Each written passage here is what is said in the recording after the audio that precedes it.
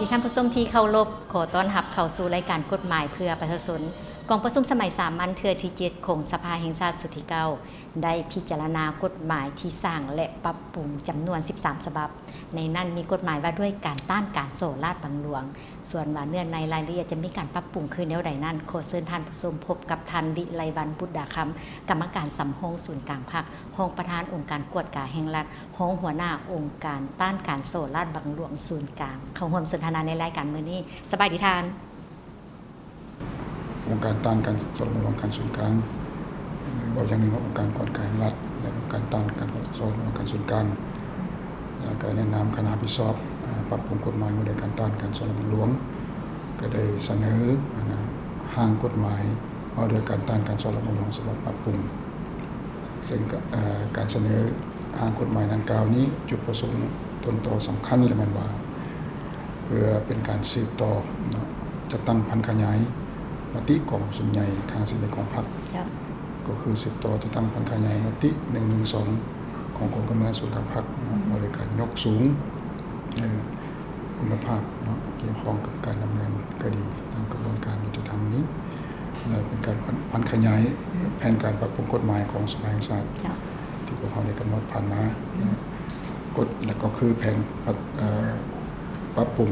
สร้างปรับปรุงกฎหมายขององค์การกวดกาแห่งรัฐปัญหาสำคัญนี้ก็นึงเลยมันว่าเพื่อเป็นการพันขยายเอาเนื้อในจิตใจจำนวนหนึ่งของสัญญาสากลว่าด้วยการต้านการโซ่ลาดบังหลวงที่เราได้เป็นภาคีนั้นมาค้นคว้าและปรับปรุงเข้าใส่กฎหมายว่าด้วยการต้านการโซ่ลาดบังหลวงสำหรับปรับปรุงในปัจจุบันนี้อันสำคัญอยู่ในจุดประสงค์ของการปรับปรุงนี้ก็เป็นเพื่อเฮ็ดให้เนื้อในของกฎหมายว่าด้วยการต้านการโซ่ลาดบังหลวงนี้มีความครบถ้วนชัดเจนสามารถจัดตั้งปฏิบัติได้ง่ายนะครับมีประสิทธิผลและนอกจากนั้นก็มันเพื่อเป็นการค้นคว้ารวบรวมเอาบรรดามาตรการที่เกี่ยวข้องที่ได้มีการกำหนดอยู่ในกฎหมายหลายฉบับเนาะหรือว่านิติกรรมรุ่นกฎหมายหลายฉบับที่เกี่ยวข้องกับการต้านการโซ่ลาดบังหลวงนี้มันรวมไว้อยู่ในกฎหมายว่าด้วยการต้านการโซ่ลาดบังหลวงเพื่อให้การจัดตั้งปฏิบัติมีความเป็นเอกภาพความเป็นเอกภาพและให้เวียกงานสกัดกั้นต้านการโซ่ลาดบังหลวงนี้มีความศักดิ์สิทธิ์และนักแน่เข้มแข็งอันนั้นมันจุดประสงค์ต้นตอเกี่ยวข้องกับการปรับปรุงกฎหมายสำหรับความจำเป็นสำหรับการปรับปรุงกฎหมายนี้พวกเขาก็ได้มีการตีราคาประเมินขึ้นเกี่ยวกับการจัดตั้งปฏิบัติกฎหมายว่าด้วยการต้านการโซ่ลาดบังหลวงฉบับปี2012ผ่านการประเมินขึ้นก็เห็นว่าบรรดาข้อกำหนดที่ได้กำหนดอยู่ในกฎหมายฉบับปี2012นั้นได้แม้ว่ามาถึงปัจจุบันนี้มันก็บ่ทันมีหลายเนื้อในหลายข้อที่บ่ทันสอดคล้องกับสภาพความเป็นจริงของการพัฒนาเศรษฐกิจสังคมในปัจจุบันแล้วก็หลายเนื้อในยังปฏิบัติได้ยากเนาะปฏิบัติได้ยากย้อนว่าสภาพการมีการเปลี่ยนแปลงไปเรื่อยๆนอกจากนั้นแล้วมันว่าการกำหนดกลุ่มจักการจัดตั้งการประกอบบุคลากรการกำหนดภารกิจบาท10นาทีขององค์การต้านการโซ่ลาดบังหลวงถึงพวกเขาได้กำหนดแล้วแต่ว่ามันยังบ่ทันได้มีลักษณะครบถ้วนรอบด้านแล้วก็รัดกุมเนื่องจากเหตุผลดังกล่าวมันจะเป็นความจำเป็นหนึ่งที่จะต้องได้มีการปรับปรุงกฎหมายในการตั้งนอกจากนั้นอิงใส่สภาพจุดพิเศษของปัจจุบันนี้พวกเขายังเห็นว่าพวกเขาต้องได้มีการกำหนดเพิ่มบางเนื้อในบางมาตราเข้าตื้มใส่ในกฎหมายเพื่อให้พวกเขาสามารถจะตั้งปฏิบัติในการสกัดกั้นในต้านการโซ่ลาดบังหลวงนี้ได้ง่ายขึ้นกว่าเก่ายกตัวอย่างว่าเขาได้กำหนดมาตรการจำนวนหนึ่งใส่ตื้มเนื่องจากเห็นมันมีความจำเป็นเช่นปัญหาเกี่ยวข้องกับการฟอกเงินที่ติดพันกับการโซ่ลาดบังหลวงแล้วก็การข้อมือสากลแล้วก็ปัญหาที่เกี่ยวข้องกับมาตรการต่อผู้ละเมิดปัญหาเกี่ยวข้องกับงบประมาณเกี่ยวข้องกับการประทับสิ่งเหล่านี้นี่จำเป็นจะต้องได้กำหนดชัดเจนในกฎหมายในการต้านการโซ่ลาดบังหลวงเพื่อให้เจ้าหน้าที่เกี่ยวข้องนี้สามารถนำไปจัดตั้งปฏิบัติได้ง่ายและก็เป็นมิตรภาพกัน เพื่อให้สอดคล้องกับสภาพเศรษฐกิจสังคมที่ว่าเกิดขึ้นในปัจจุบันต้องมีการมีความจำเป็นในการปรับปรุงกฎหมายว่าด้วยการต้านการโซลาร์บังหลวงฉะนั้นจึงขอให้ทานเล่าถึงมีหมวดใดมาตราใดที่ว่าได้มีการปรับปรุงและเห็นว่ามีความจำเป็นขอให้ทานยกตัวอย่างบางมาตราบางหมวดจ้ะยิงใส่จุดประสงค์และความจำเป็นที่ได้กล่าวมาเมื่อกี้นี้และแม้นว่าคณะรับผิดชอบแต่เราได้มีการค้นคว้าและมีการสมทบกับภาคส่วนเกี่ยวข้องจากคณะรับผิดชอบจากสภาแดจากสำนักงานประธานประเทศแดจากสำนักงานนายกแดและก็กระทรวงเกี่ยวข้องเพื่อค้นคว้าการปรับปรุงละเอียดแต่ละหมวดแต่ละมาตรานั้นเมื่อเราเบิ่งกฎหมายฉบับเก่าเราจะเห็นว่ากฎหมายฉบับปี2012นั้นพวกเขามีอยู่10หมวดเนาะและมี64มาตราแต่ว่าอยู่ในห้างกฎหมายฉบับปรับปรุงปีในปัจจุบันนี้แม่นว่าพวกเขาได้กำหนดเป็น10ภาค10ภาค8หมวดและ95มาตราซึ่งในนั้นได้มีการปรับปรุงโครงสร้างของกฎหมายและได้จัดเรียงภาคจัดเรียงหมวดจัดเรียงมาตราจำนวนหนึ่งแล้วก็ได้ตัดตัวฉบับเก่าได้ตัด9มาตรานั้นออกและเพิ่มใหม่ถึง41มาตราแล้วก็ได้ปรับปรุงเนื้อในของ38มาตราและนอกจากนั้นยังรักษาไว้อยู่16มาตราเนื่องจากว่าบรรดามาตราเหล่านั้นมันยังสามารถจะตั้งปฏิบัติได้ในเมืองการปฏิบัติตัวจริงหมายถึงว่าเมื่อก่อนมีแต่มาตราและก็หมวดเนาะเดี๋ยวนี้ได้กำหนดภาคเข้าตึงมันอยู่ในกฎหมายฉบับดังกล่าวมันก็ว่าเมื่อก่อนจะมีกำหนดมีหมวดมาตราซึ่งกฎหมายฉบับใหม่นี้ได้กำหนดมีภาคหมวดและก็มาตราซึ่งว่าปริมาณและก็เนื้อในเทียบใส่กฎหมายฉบับก่อนมันตัวเพิ่มขึ้นแล้วมันกลมรวมหลายปัญหากว่าเก่าและก็ละเอียดกว่าเก่าแน่นอนในการปรับปรุงกฎหมายว่าด้วยการต้านการโซลาร์บังหลวงอยู่ในกลุ่มประชุมสภาแห่งชาติเทื่อนี้เนาะเป็นผู้แทนเป็นให้ความสนใจและก็ให้ความสักถามต่อกับปัญหาได้หลายในการเสนอหากฎหมายในมื้อเช้านี้เห็นว่าผู้แทนได้มีความเอาใจใส่ในการติดตามและก็ค้นคว้าประกอบความเห็นต่อกับกฎหมายฉบับดังกล่าวนี้ก็มีหลายปัญหาเนาะสังคมแนวคอมเมนต์ของผู้แทนก็มีหลายปัญหาที่มีเหตุมีผลปัญหาต้นต่อที่ผู้แทนได้ตั้งขึ้นนั้นมันปัญหาที่ลงลึกต่อแต่ละมาตราแล้วเนาะโดยเฉพาะมัน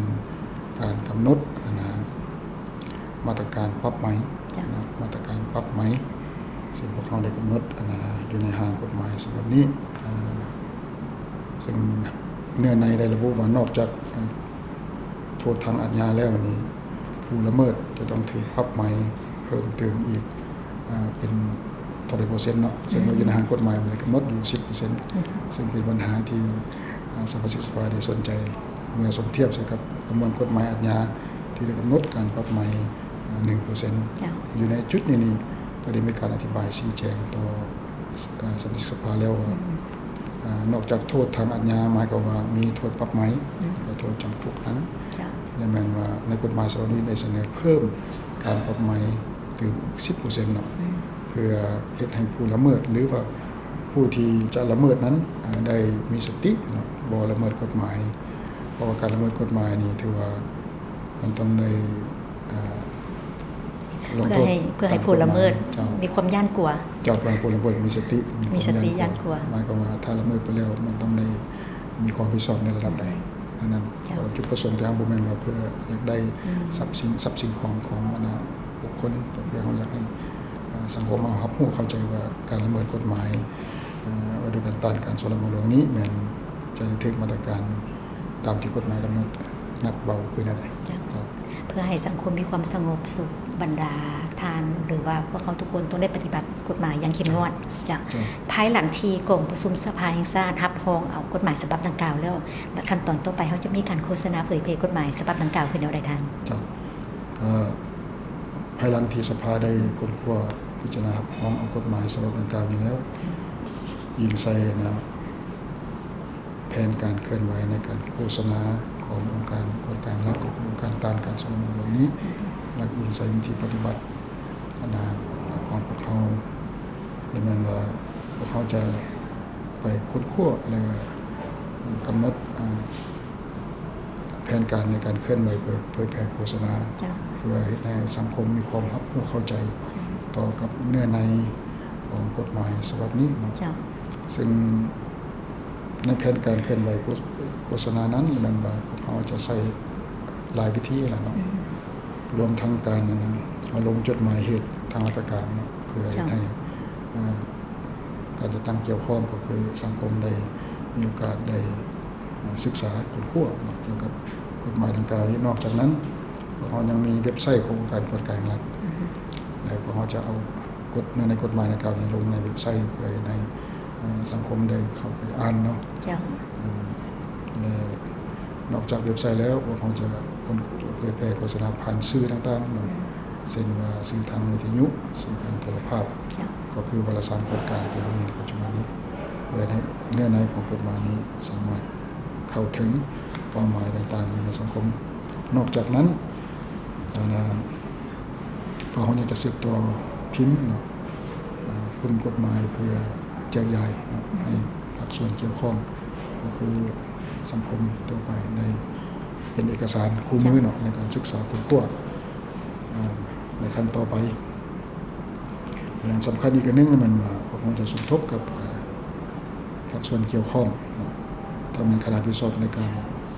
จัดฝึกอบรมหรือว่าภาคส่วนเกี่ยวข้องในการค้นคว้านำเอาเนื้อในจิตใจของกฎหมายฉบับนี้เข้าไปอยู่ในหลักสูตรการเรียนการสอนก็คือหลักสูตรการฝึกอบรมสำหรับพนักงานในองค์การจัดตั้งต่างๆทั้งภาครัฐเลยภาคเอกชนเลยโมสโพแต่ว่าอยู่องค์การตรวจสอบจะหูเกี่ยวกับเรียกงานตัวนี้ได้ทั้งหมดทั่วสังคมก็ต้องได้รู้จักมีความจำเป็นหลายตัวนี้สำคัญหลายสำหรับเจ้าหน้าที่เกี่ยวข้องจะต้องได้รู้เพื่อนำใช้เป็นบทเรียนในการเคลื่อนไหวตามกฎหมายพรบการสิทธิหน้าที่ของเจ้าสำหรับสังคมมันทับรู้เพื่อเข้าร่วมในการติดตามกฎการต้านการสอดลวงการสนองข้อมูลเกี่ยวข้องให้องค์การเกี่ยวข้องไปนำไปพิจารณาค้นคว้าแล้วก็สำคัญมันว่ารับรู้กฎหมายแล้วบ่ละเมิดกฎหมายเนาะแล้วก็ให้ความร่วมมือกับเจ้าหน้าที่เกี่ยวข้องเพื่อสกัดกั้นหรือแก้ไขปัญหาดังกล่าวนี้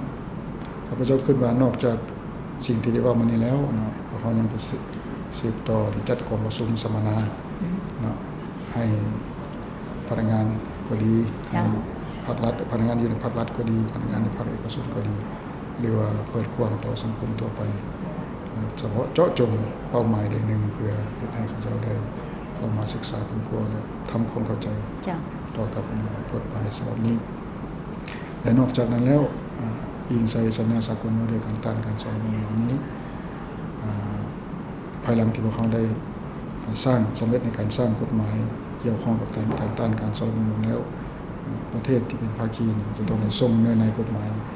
ดังกล่าวนี้ให้องค์การจัดตั้งสากลโดยส่งเป็นองค์การสหประชาชาติเพื่อให้เขาเจ้าได้บันทึกไว้และก็เป็นการโฆษณาต่อประเทศสมาชิกเพื่อให้ทราบว่าประเทศลาวได้มีการปรับปรุงมาตรการในการสกัดกั้นและต้านการสอดลวงก็คือปรับปรุงกฎหมายในการสกัดกั้นและต้านการสอดลวงมีลักษณะครบถ้วนสมบูรณ์ใดเพื่อเป็นเครื่องมือในการปฏิบัติหน้าที่ภายในก็คือเป็นมอดีในการร่วมมือกับต่างประเทศในอนาคตเจ้านี่ก็เป็นการร่วมมือกับต่างประเทศเจ้าในการเป็นภาคีเฮาก็ต้องได้เฮ็ดภาระบทบาทของพวกเฮาเจ้าตามที่ว่าได้กำหนดไว้ท่านผู้ชมที่ผ่านไปนั่นเป็นการสนทนาเกี่ยวกับการปรับปรุงกฎหมายว่าด้วยการต้านการโซล่าบังหลวงหวังว่าท่านผู้ชมคงจะได้รับข้อมูลดีๆจากการสนทนาในครั้งนี้ถือโอกาสนี้ต่างหน้าให้รายการกฎหมายเพื่อประชาชนต้องขอขอบใจนำท่านวิไลวรรณบุตราคำที่ให้เกียรติเข้าร่วมสนทนาวันนี้ขอขอบใจท่านเจ้ามาฮอนนี้ต่างนายรายการกฎหมายเพื่อประชาชนต้องขอลาท่านผู้ชมไปก่อนสบายดีสภาแห่งชาติเพื่อเราพัฒนาปกปักสร้างสรรค์ศาสตร์ลาวให้มันยืนนานสภาแห่งชาติสภาของประชาชนโดยประชาชนเพื่อประชาชนสิทธิและหน้าที่เกิดไว้ในใจของตนผู้แท ป้ากันด้วยเกียรติศักดิ์ศรี